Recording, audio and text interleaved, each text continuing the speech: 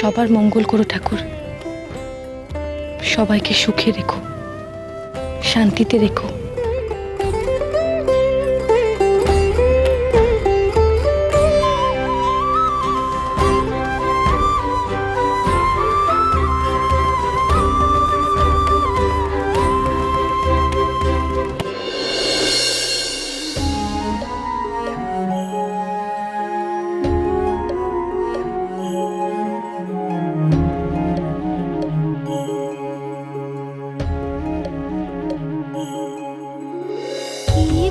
দেখলাম নয়নে, কি বা দেখলাম শুই, কারবা কাছে যাই রে গিয়া সত্য কথা কই, আমার সত্য কথা কই।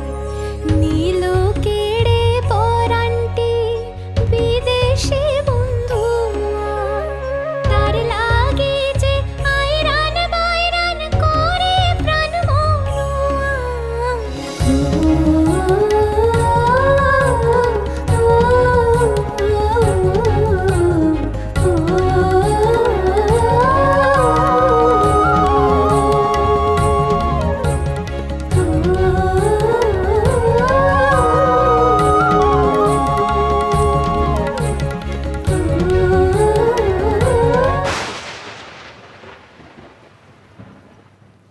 উমা, আপনি আপনি কখন এলেন?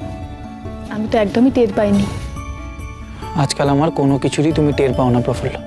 উমা, আপনি এভাবে বলছেন কেন?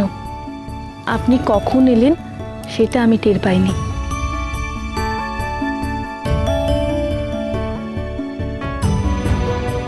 আমি যখনই আসি না কেন তাতে তোমার কি এসে যায় বলো? আপনি এভাবে বলছেন কেন? আপনি হাত পা ধুয়ে ঘরে গিয়ে বসুন, আমি আপনার জন্য গরম দুধ নিয়ে যাচ্ছি। না থাক, ওসব তোমাকে করতে হবে না। বললাম তো আমার জন্য তোমাকে কিচ্ছু করতে হবে না। কেন? তোমার বিরুদ্ধে আমার অনেক অভিযোগ প্রফুল্ল। অভিযোগ? আমি কি কোনো অন্যায় করেছি? হ্যাঁ করেছো তো, গুরুতর অন্যায় করেছো। আপনার যদি আমার কোনো কাজ অন্যায় মনে হয় তাহলে তার জন্য আমি ক্ষমা চাইছি। আপনি কি আমাকে একবার বলতে পারবেন যে আমার অপরাধটা কি? বলবো? বলুন না।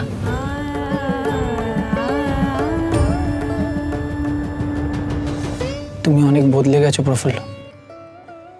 তুমি আর আগের মতন নেই। তুমি আর আগের মতন আমার খেয়াল রাখো না, আমার আদর যত্ন করো না। ছেলে মেয়ে হওয়ার পর থেকে তুমি আর আমাকে আগের মতন ভালোবাসো না, অথচ বাড়ির সবার খেয়াল রাখো, শুধু আমাকে ছাড়া।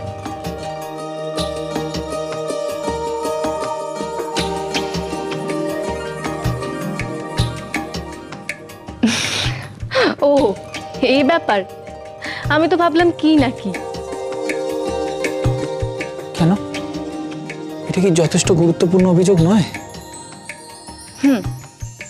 সেটা ভেবে দেখতে পারি। আচ্ছা, তার আগে শুনি তো, আর কোন অভিযোগ আছে কিনা আমার সম্পর্কে? আছেই তো। তুমি আর আগের মতন বীণা বাজাও না, গান শোনাও না, ছাদে বসে আমার সঙ্গে গল্পও করো না। ব্যাস এইটুকু? আচ্ছা বেশ, আমি যদি আবার বীণা বাজাই, আপনাকে গান শোনাই, তাহলে আর কোনো অভিযোগ থাকবে না তো আমার সম্পর্কে? আপনি খুশি হবেন? খুশি মানে খুব খুশি হব প্রফুল্ল, খুব খুশি। যা, কি যে করেন আপনি, কি কোথায় দেখে ফেলবে।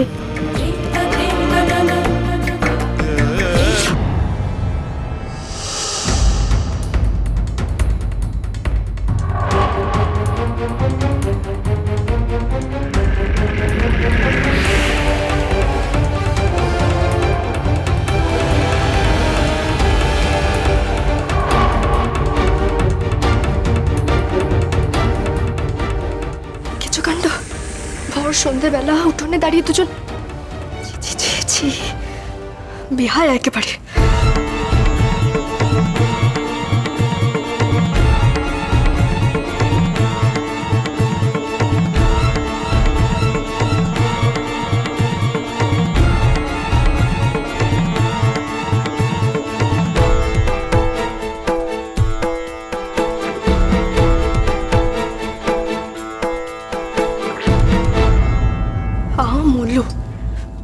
মাঠের মাঝখানে দাঁড়িয়ে লীলে করছে, আর সেটা দেখে তো তুই দেখছি একবার আল্লাতে ফেটে পড়ছিস। তো দেখলেই বা, তাতে তোষের কি কি এমন করছে ওরা শুনি? সেটা যদি তুই বুঝতিস তাহলে আর তোর আজকে এই দশা থাকতো না, বুঝলি? তোমার তো হিংসে কেন বলো তো? হয় রে, হিংসে হয় হয়। তুই তো আর স্বামীর বোন নস, বোন বোন হয়েই যেন আছিস। ওরে আমার কোল ভরেছে প্রফুল্ল, প্রফুল্ল দুটো সন্তানের মা, আর তুই?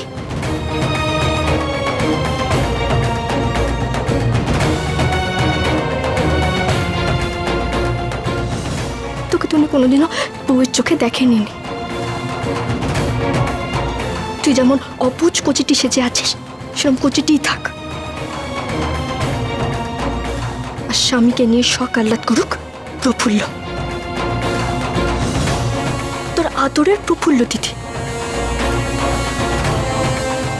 ভগবান, পাগলেও নিজের ভালোটা বোঝে রে, পাগলেও। তুই সাগর, আজকে যে স্বামী তোর কাছে আসছেন না, সেটা শুধুমাত্রই প্রফুল্লর জন্যে, তোর প্রফুল্ল দিদির জন্যে। তুই তুই এখন এটা বুঝতে পারছিস না?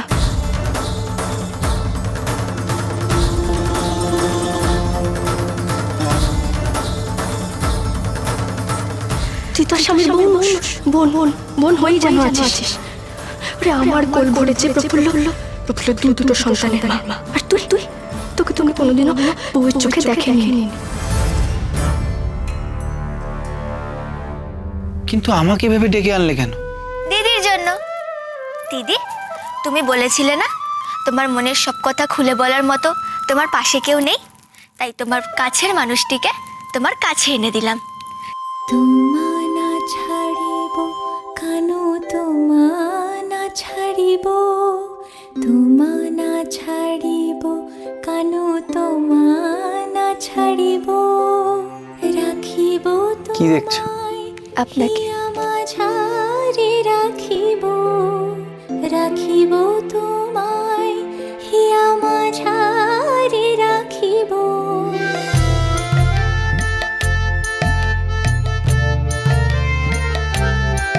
প্রাণ ধরিব কেমনে, প্রাণ ধরিব কেমনে, দিবস আঁধার হলো কানো তোমা বিনে, দিবস আঁধার হলো কানো তোমা বিনে, কানো তোমা বিনে।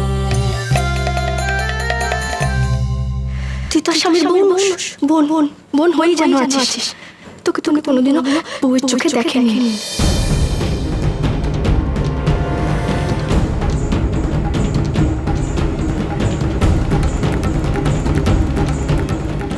ওই রে, ও ভোলা, ভোলা, ও মাগো, হ্যাঁ এখনো সব পুজোর জিনিস এরকম ছড়িয়ে ছিটিয়ে পড়ে আছে। কখন সব করবে? কুন্দ, ও কুন্দ, কুন্দ রে, কি রে, দেখ দেখিনি কি অবস্থা, তোরা কিচ্ছু করিসনি এখনো? আরে তুই কি ভুলে গেলি যে আজকে জন্মাষ্টমী? ভুলবো কেন গো পিষ্ঠা করুন, আমি তো এই যাচ্ছিলাম ওই পুজোর ফল প্রসাদ গুলো। আরে দূর বাবা, এগুলো তো সন্ধেবেলা কাটবি। আরে আগে গোপালের আসন সাজাতে হবে, তারপরে দোলনা দোলাতে হবে। তোরা কি কাণ্ড করিস বলতো? ছি ছি ছি, এখনো কিচ্ছু হয়নি। কখন সব হবে রে মাগো, কি হবে কে জানে। তো